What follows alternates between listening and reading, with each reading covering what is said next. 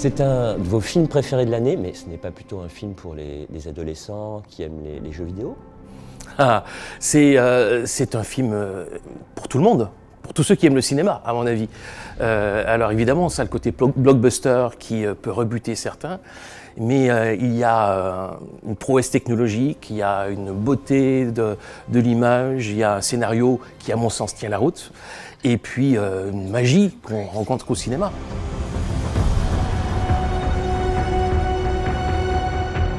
Revenons au commencement. Avatar, le 1. C'est un retour dans une forêt, c'est l'Éden, l'Éden vert. Pouvez-vous nous décrire un peu l'histoire d'Avatar? Alors, Avatar, c'est l'histoire de l'humanité qui va découvrir une planète lointaine et qui va essayer d'exploiter les ressources de cette planète. Donc, il y a vraiment une volonté de trouver de nouvelles richesses sur cette planète lointaine, alors qui est habitée par des êtres qui ont la peau bleue, voilà, qui sont humanoïdes, un peu plus grands que les humains, peau bleue, et qui vivent en harmonie avec la nature.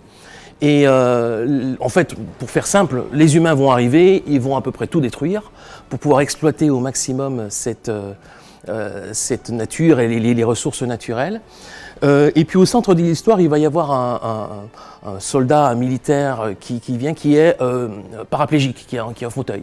Et l'invention, la technologie qu'ils ont inventée, c'est d'utiliser des avatars, c'est-à-dire justement des créatures qui sont à l'image des Na'vi, qui sont le peuple sur cette planète, et qui vont pouvoir être l'esprit des humains, vont pouvoir être injectés dans ces avatars qui ressemblent aux créatures indigènes de la planète, pour pouvoir aller à leur rencontre, les infiltrer, les connaître et trouver la façon d'exploiter les ressources. Et donc il y a ce personnage central, Jake Sully, qui va pouvoir du coup marcher, alors qu'il ne pouvait plus marcher, en entrant dans cet avatar, et lui qui va découvrir la culture de ce peuple et qui va lui-même se rebeller contre les humains qui venaient un peu tout détruire et tout exploiter pour défendre les Na'vi. Tout de suite, un petit élément de décryptage théologique. Avatar, c'est un humain qui s'incarne à nouveau dans une autre planète. Et puis, les Na'vi, c'est comme les prophètes, les voyants dans l'Ancien Testament? Alors, je ne sais pas s'il y avait tout ça dans l'esprit de James Cameron, mais c'est vrai que avec un regard de croyant, un regard chrétien, on peut faire certains parallèles je sais pas si James Cameron avait ça en tête, je suis pas sûr. Mais après, un film, on le reçoit avec ce qu'on est, avec nos valeurs, nos convictions, et pourquoi pas y voir quelque chose comme ça. En tout cas, il y a un écho qui est pas inintéressant. Sur la notion d'avatar, prenons un instant.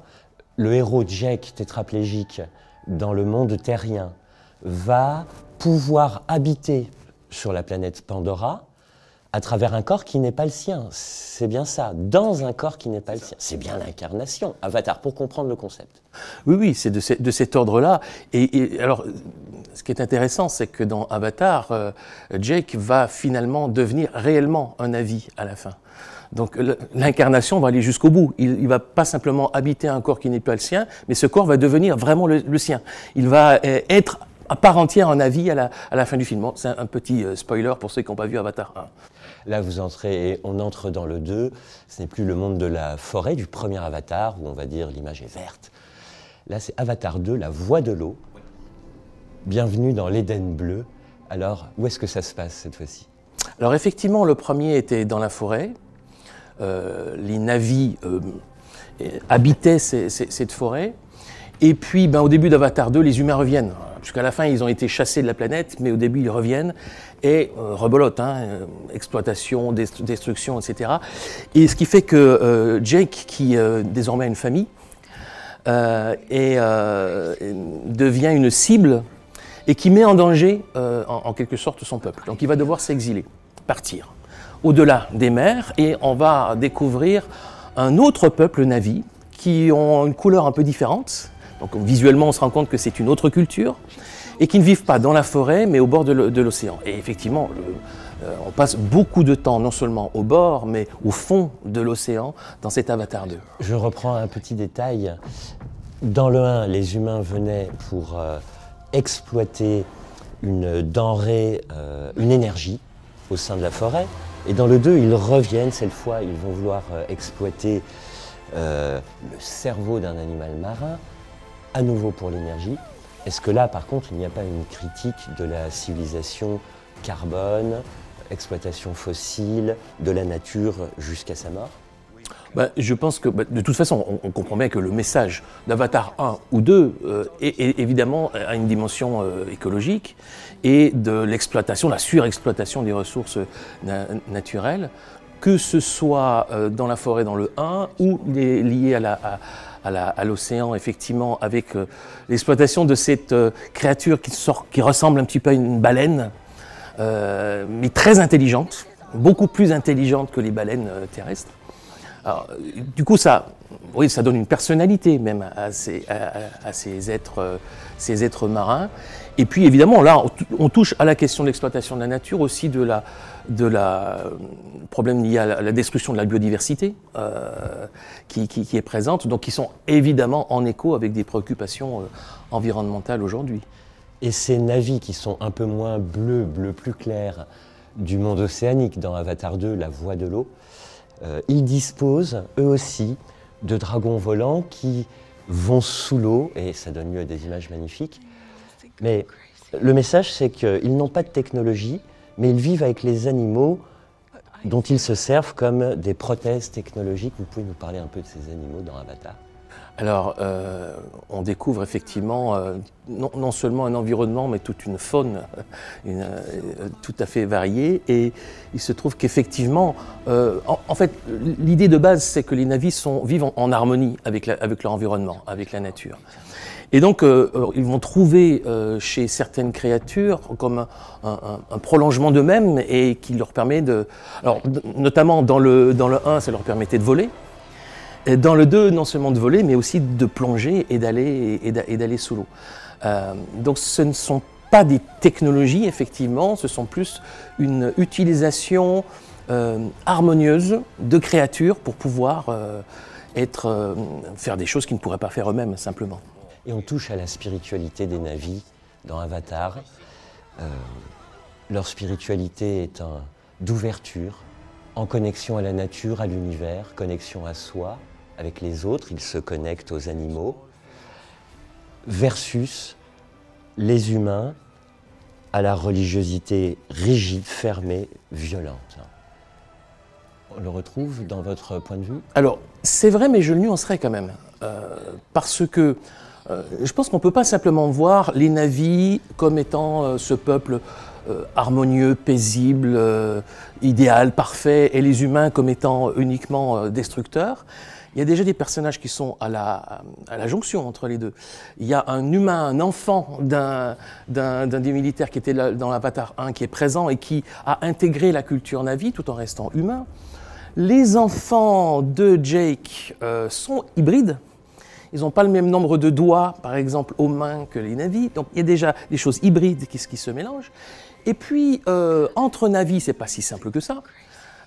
Parce qu'il y a aussi alors, un message lié aux migrations, à l'immigration dans Avatar 2, puisque Jake et sa famille doivent aller à la rencontre d'une autre culture qui ne les accueille pas spontanément de façon extraordinaire. Il faut du temps, et puis il y a des attitudes de rejet qui se manifestent au sein des Na'vi aussi. Alors, même si globalement, on va dire, les gentils sont les Na'vi, les méchants les humains, ça c'est quand on dit les choses un petit peu de façon grossière. En réalité, c'est quand même beaucoup plus nuancé que ça. Oui, parce qu'on a entendu cette critique parmi les cinéphiles, que le film faisait courir la petite musique, que le mal c'est l'humain. Et que ce film finalement véhicule une détestation de l'humain, tout à fait woke, un rejet, avec aussi l'humain disparaîtra, bon débarras, nous irons sur une autre planète, nous devrons apprendre une nouvelle spiritualité. Est-ce que finalement, et c'était la critique, le film ne propose pas juste un retour à l'Éden, à la nature, naïvement? Alors, je ne pense pas. Déjà parce que, en fait, le film est une fable. Et en réalité, les Na'vi, c'est les humains. En parlant des Na'vi, on veut nous parler de nous. En parlant de Pandora, cette planète, on nous parle de la Terre. Les océans de Pandora, c'est les océans de notre Terre. On sait combien James Cameron aime profondément les océans et qu'il est très engagé dans pour la protection des océans. Et c'est le message, un des messages d'Avatar. C'est la préservation, non pas de Pandora et de la culture Na'vi, mais de notre Terre, et puis de sa diversité présente aujourd'hui dans les océans, dans les forêts, partout, et de l'humanité. Moi, je pense que c'est une fable humaniste, en réalité, Avatar. Qu'est-ce qui vous a le plus plu dans ce tout dernier film de James Cameron? Ah ben, déjà, c'est le grand spectacle. C'est quelque chose d'extraordinaire qu'on n'a jamais vu au cinéma. Il y avait déjà ce sentiment avec Avatar 1 qui, avec les prouesses technologiques, avec la 3D qui arrivait, avec une créativité étonnante au niveau visuel, était déjà un choc. Pour moi, c'était encore plus grand avec Avatar 2, parce que James Cameron utilise beaucoup les recherches technologiques, et il y a eu un bond d'effet. C'était il y a 13 ans en arrière, hein, Avatar. Donc en 13 ans, il y a eu beaucoup d'évolutions technologiques. Et pour moi, c'est vraiment au service de l'histoire et d'une image extraordinaire. Et ce que j'aimais dans Avatar, c'est le mélange du contemplatif et de l'action. Alors évidemment, ça du coup, ça explique aussi que ça peut rejoindre plein de monde et qu'il y a ce grand succès, énormément de monde qui va voir le film. C'est d'ailleurs peut-être ça qui gêne certains. Voilà, on n'aime pas toujours quand ça réussit très bien. Donc on se dit, voilà, si ça réussit si bien, c'est que ça ne doit pas être si bien que ça quand même. C'est pas parce qu'il y a, évidemment, il bat presque tous les records, je ne sais plus à combien de millions de spectateurs on est déjà, et ça continue. Mais c'est parce qu'aussi cette histoire nous rejoint. Alors elle est assez simple, c'est vrai. Mais justement, sa simplicité nous rejoint. Elle n'est pas pour autant naïve, à mon avis. Et moi, j'ai beaucoup aimé ces parties contemplatives, des images sous-marines extraordinaires, qui, par ricochet, nous invitent à la contemplation de notre Terre. Et c'est ça que je trouve assez étonnant.